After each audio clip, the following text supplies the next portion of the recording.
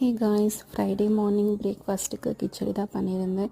So அதுக்காக carrot, beans எல்லாத்தையும் வந்து டர்மரிக்கும் சால்ட்டு போட்டு நான் நல்லா குக் பண்ணிக்கிட்டேன். தனியாகவே குக் பண்ணிவிட்டு அதுக்கப்புறம் பேனில் ஆயில், கீ, அப்புறம் கடுகு, உளுத்தம் பருப்பு, கடலைப்பருப்பு எல்லாத்தையும் போட்டு நல்லா வதக்கிட்டு அதுக்கப்புறம்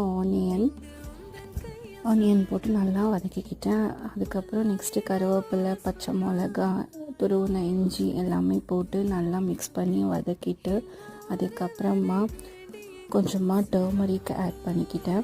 ஸோ டர்மரிக் ஆட் பண்ணிவிட்டு நான் ஆல்ரெடி பாயில் பண்ணியிருந்த வெஜிடபிள்ஸ் ஆட் பண்ணி கொஞ்சமாக வாட்டர் ஊற்றிட்டு அதுக்கப்புறம் சால்ட் எல்லாம் போட்டு மிக்ஸ் பண்ணிவிட்டு நான் ஆல்ரெடி ரோஸ்ட் பண்ணியிருந்தது ரவா இருந்துச்சு. ஸோ ரோஸ்ட் பண்ண ரவா ஆட் பண்ணி நல்லா மிக்ஸ் பண்ணிவிட்டு ஃபைனலாக கீ ஆட் பண்ணி அதுக்கப்புறம் கொத்தமல்லி ஆட் பண்ணி கிச்சடி ரெடி பண்ணி முடிச்சிட்டேன். உங்கள் வீட்டில் என்ன பிரேக்ஃபாஸ்ட்டுன்னு கமெண்ட்டில் சொல்லுங்கள். தேங்க்யூ, பாய்.